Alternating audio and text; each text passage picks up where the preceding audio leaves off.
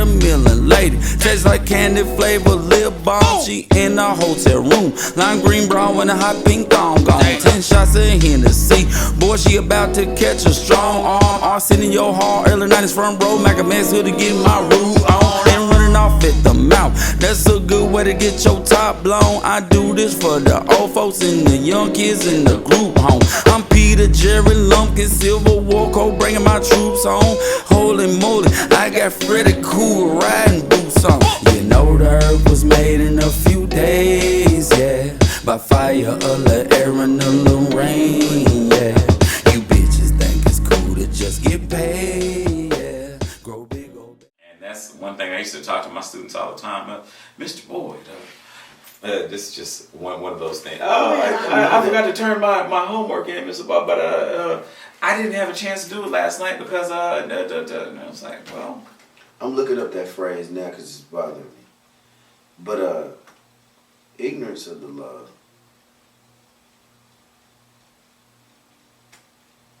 I gotta know what it says. I know exactly what you're saying. I can't remember exactly how to say it, but yeah. Ignorant, and it's so easy. Ignorance of the law is not an excuse. There you go. That's what the phrase is. Ignorance of the law is not an excuse. So in a relationship, if we're abiding by the laws of the laws of the relationship that we made very clear from the beginning, but you understand that betrayal is this, loyalty is this, just because you didn't see it happen and then you find out later, you're still subjected to it. Mm-hmm. You already knew what time it was. Did you give it a pass or did you rectify the situation? All the responsibility still falls on you as to what you're going to do about it. No way around that. Ignorance does not divert responsibility. There it is. So now lying, I personally feel like it's definitely not a love language. It's not a part of any love language. I personally feel like people do it for a million reasons in this world. You know, the main reason why people lie. Tell me why you think the main reason. Controlling the narrative. Naturally, yeah. Now, if I don't want something to happen a certain way, then the easiest thing for me to do is to tell a lie to guide it to the desired response or the desired reaction where I want it to go. Mm. I've heard this said many times. I used to have the biggest lying problem. I wasn't a what you call compulsive liar, but I didn't like telling the truth about certain things because why? Because I didn't want people to view me in a certain way. Absolutely, that's what it's about. Image. Last episode. It's about control. Image over reality. Image over reality. Episode 2. Make sure you watch that. Please go back and watch it. So you had an issue with. No, you wanted to control how people viewed you. I wanted to control the narrative. The problem is when you tell a lie is that you take somebody's ability to make a decision based on the truth away from them. Mm. You never want to, and people say, "Oh, well, it's just a little white lie, or this, just a little, little small little lie, a little fib." They won't even call it lies; they call it fibs. Mm-hmm. Or remember when you were growing up, we weren't allowed to say the word lie. You had to say tell a story. You told a story. You told a story. You told a fable, a fib. I messed around one time and called my mom a lie. Oh my God! You still here today? I still think I was you the ain't first. Missing no teeth. I was the first black man to time travel because I think she knocked me the next week. And she didn't take no teeth from you. She didn't want to leave no evidence. I think she knocked me the next week and was there, and that next week she knocked me right back. I don't even think I missed nothing. That's just one thing. Don't call no black, and don't ever call a black woman a lie. Man, even if you know she is lying, be intelligent. Find a different way to convey that. Find a different way to do. You do not want that smoke. Even if she's lying, if the truth is right here, and this is true, and she is saying something different out of her mouth, Look the other way. No, just say, baby, read that. That's better than saying I'm like, I don't even want that argument, bro. Like, I'm done. I'm like, let me know when you want to come back to the truth. Let me know when you want to come back to not being in control of something. Mm-hmm. When you learn how to not lie, you are in essence learning how to lose control. Mm-hmm. People say losing control is bad. People say losing control is bad. Losing control is not bad. This is how I started my show. I had to look in the mirror and understand how transparent I had to be to do this. So it took me years to even want to do this. Mm-hmm. Though it was calling me for many years. I wanted to be on the big screen. I wanted to be in the movies. I wanted to do short stories. I wanted to be on radio shows. I wanted to do interviews. Just everything to do with entertainment excited me to the max. But you know what I didn't want? Nobody in my business. I was like, oh, don't ask me no questions. So how did that work? I was living wrong. Mm. Here's the word.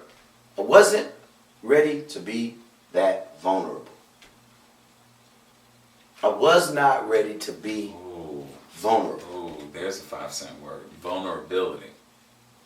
I didn't have vulnerable for them.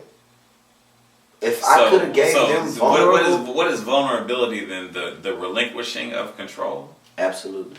100% too. You can't even halfway do that word. You can't even halfway do it. That is a word that forces you to commit. Either we're going to all the way do this or we not. If we not going all the way down this road, don't even mention it because they're going to sniff it out and they're going to keep asking questions until the full story is complete. So you can't even be halfway vulnerable. Just like people tell you, you can't halfway love me. I'm going to sniff it out. You can only pretend for so long. Are you ready to be fully committed to this vulnerable situation?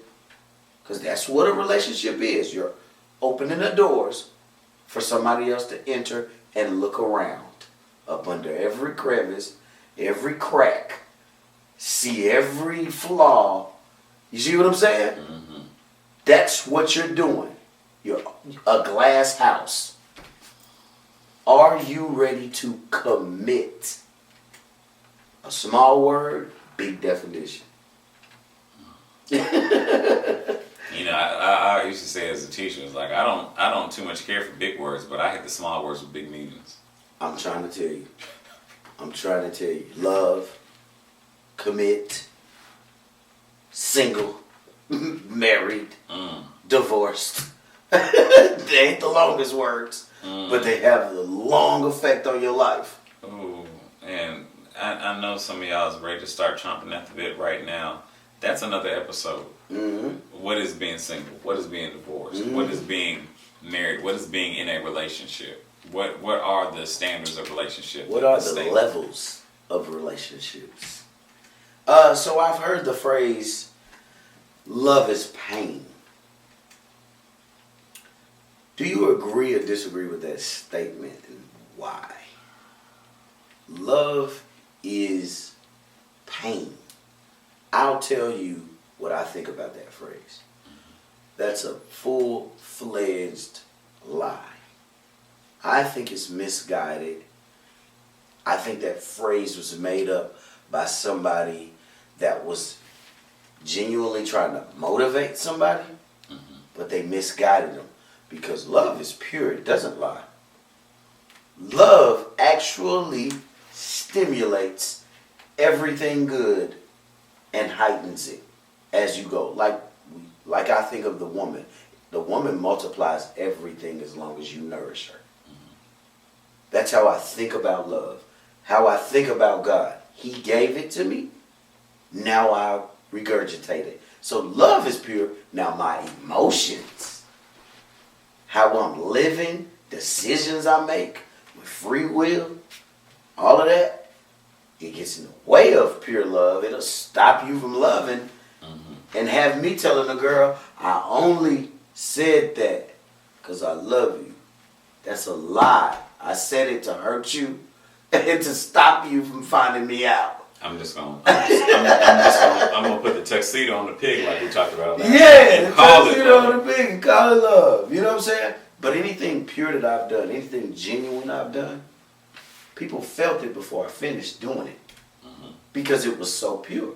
That's real love. But now when you gotta ask me questions about my motives, when you gotta question the situation, pretty sure you're about to find out it wasn't about love. It was about a motive I had. With it, And an agenda. I guess to answer that question too. So is love is pain? Is that true to you? I don't think it's pain ever. I think you have to look at how we associate the words together. Love is pain. Even if he or she cheated on you, was that love? Was it painful? It didn't have nothing to do with the love. Yeah. Now the situation is separated. I say that. I can love you, but I can make a mistake. It had nothing to do with me loving you. I personally made a mistake. That wasn't love, though. The mistake I made had nothing to do with the starting point of how I came to be in love with you. It's pain and feeling.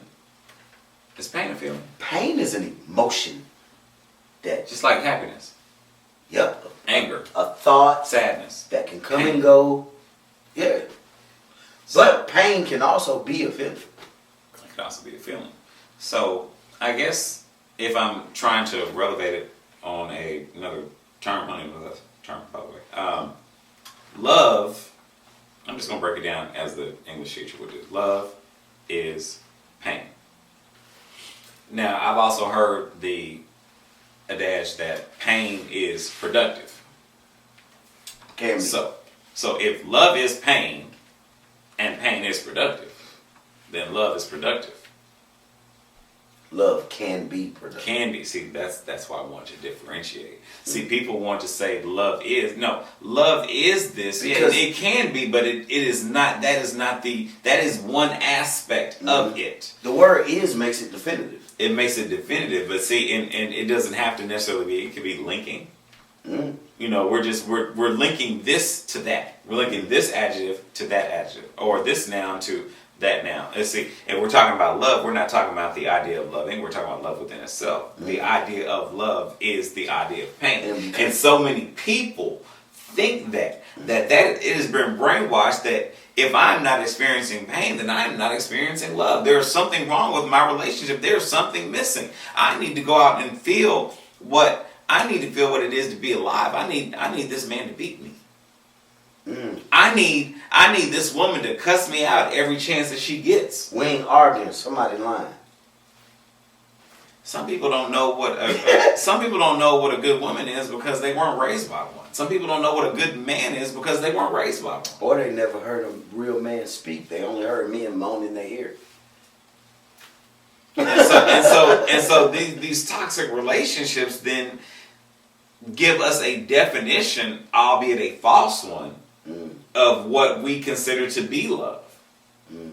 You know, you hear the platitudes. Love is patient. Love is kind. Mm-hmm. Love is long suffering. I don't remember seeing love as pain. No. Pain was by itself when I encountered it. I ain't think nothing about love.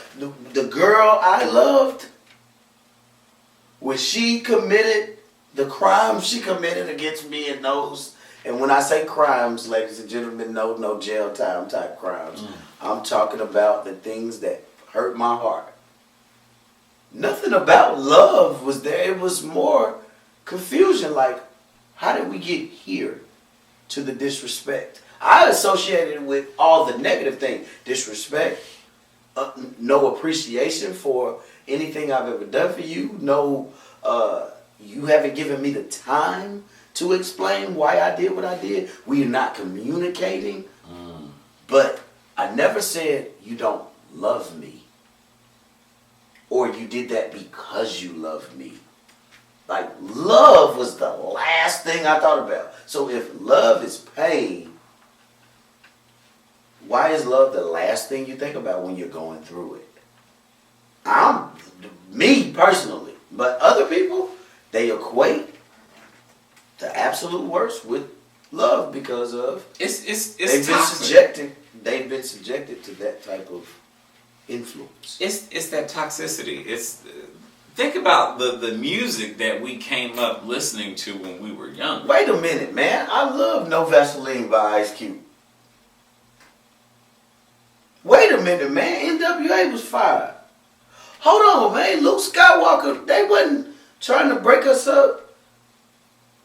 Oh, wait a minute, man. Snoop Dogg, man, he told us it ain't no fun if the homies can't. And I love every one of them artists. But if you got somebody with no structure listening to that, it's naive to think that they won't take that as doctrine. Because They don't have a what they foundation. understand. Now That's they what- got that foundation because they don't have a foundation. I'm gonna ask you this one last question, man. Who's first in a relationship, man? Do you say that you are first in a relationship as far as caring for or your partner? I ask that question because I've been in a couple of situations where I've been so much about doing for my partner that I became a doormat indirectly. Didn't even realize it because I was focused so much on being that solid foundation. You know, you want to be everything for them so that their eyes don't wander, even though you can't control that. They're always going to do what they want to do, whether in front of you or behind your back. You just hope they do the right thing, so you present a good presentation. You know what I'm saying? Mm-hmm. I don't. Who do you think is first in a relationship? That goes back to perspective. I don't consider myself ever to put myself first in any situation, and that has always been one of my biggest problems. You say you don't put yourself in that position. I don't ever put myself first in situations like relationships. Okay, let me hear you. I don't for some reason, and that's not a good thing. If I can't necessarily take care of myself, I can't take care of somebody else. If I can't be the best person to me, you can't expect me to be the best